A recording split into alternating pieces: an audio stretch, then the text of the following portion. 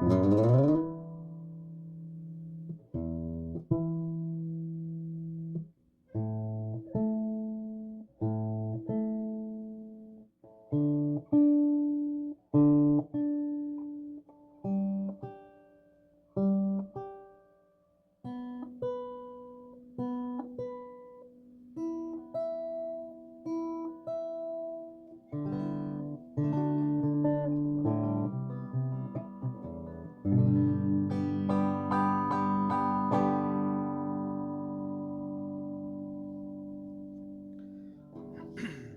right. So, what I have here to tell you all about today is a really cool guitar. This was made in the 1950s. It is a Chicago made Harmony Stella guitar. This predates the steel reinforced necks, so you know it's got to be 50s or earlier. There was the 927, which is the natural finish, and there was the 929, which is that kind of red and black, orange and black tiger stripe one. And then this was the 928, right in the middle. This was the blonde. It says the blonde faux maple finish on it. It is all solid birch, and it has this finish on it. It's got a lot of, you know, finish loss here and there. There's a lot of finish problems on it. It's got, finish loss back down here. It's even got some buddy's initials carved here and there. I think they're initials. They could be something else. One says SG and the other one says LG. So maybe there's something else. Maybe they're a note or something. Here's the acoustic sound, I guess. So you can just hear without the amp on.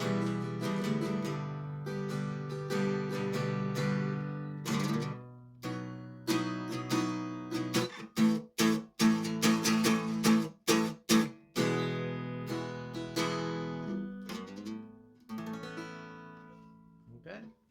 All right. So this one, when I got it, it was in very bad condition.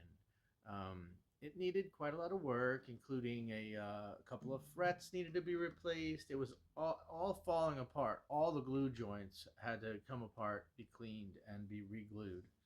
So it was really a wreck. In fact, there was like, this wood back here.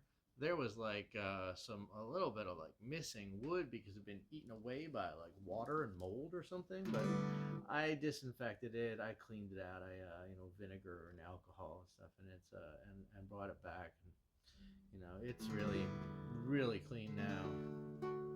Also, buffed it all out really well, and I made some custom modifications to it. For one thing, I kept the ladder bracing. I decided this guitar really was screaming to stay a bluesy ladder braced guitar. So that is one thing that I kept. And I kept the original tuners and I gave them, very minor kind of cosmetic cleaning. But I did my best to clean up any of the oxidation in there.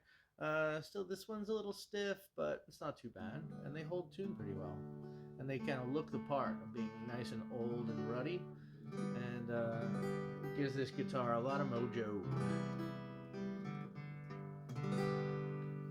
Okay, so what I decided to do this was install a 1960s, they would call this a gold foil pickup.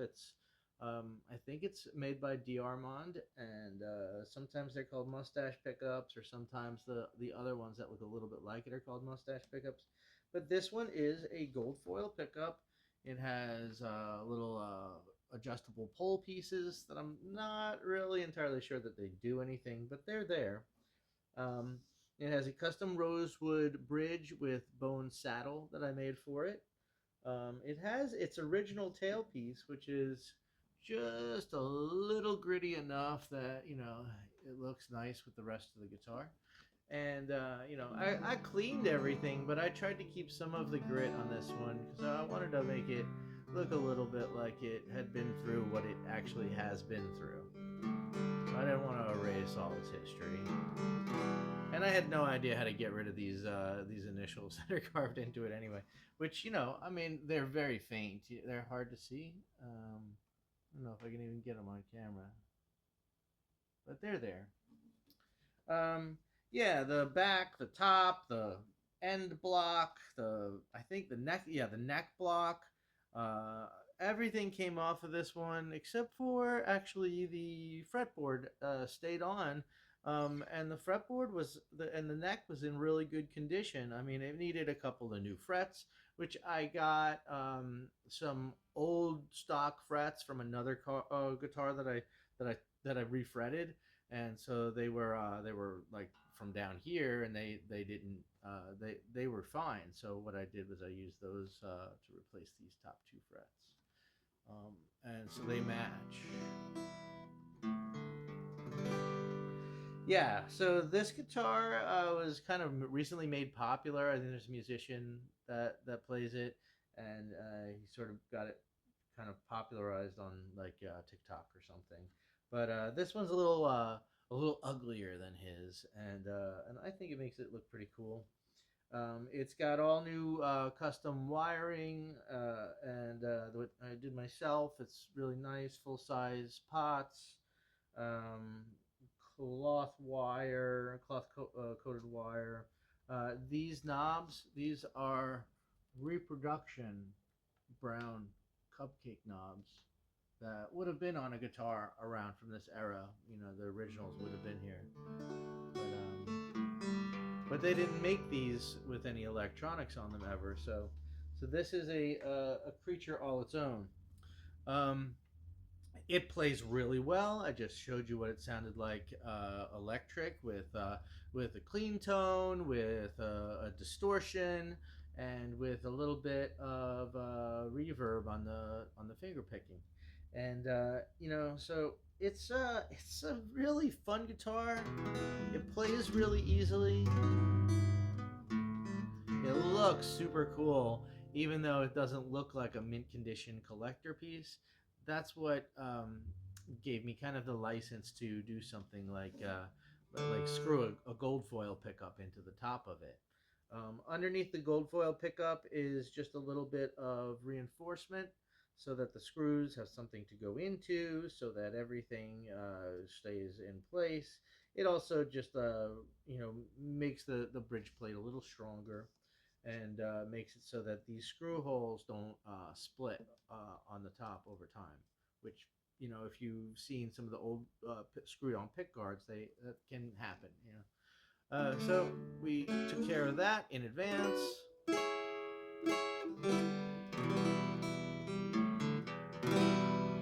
And man, oh man, it is so cool. The neck reset is tight, and here, let me pull this out, and just so I can show you where the main damage had been back here. But everything's reglued on this guitar, like I said, except for the fretboard, which was solid and straight, and not even really bowed at all. So what it got was everything it needed, and nothing it didn't. But it needed almost everything. So there's that. Yeah, it's got the end pin jack. I have it strung up with some phosphor bronze strings, light gauge. If you wanted, you could string this with electric strings, and it would be really slinky. As it is, it's still really comfortable to play. I've got the action set at around 2 millimeters. It's really good. You could go lower, but if you want to play with attack like this, on these 24-inch scale guitars, you need a little room there.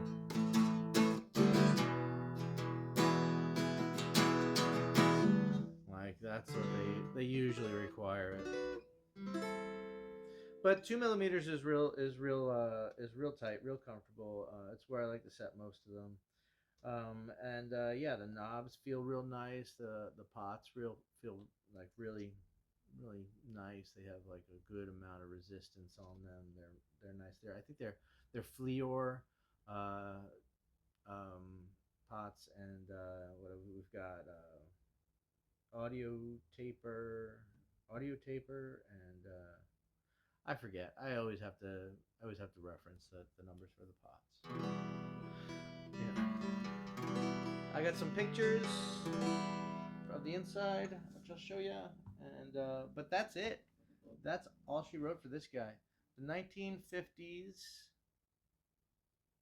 Stella 928 with gold foil pickup and reproduction knobs, and she's such a happy little guitar now. I really love this one, but like I say, you can't keep them all. All right, thanks everybody.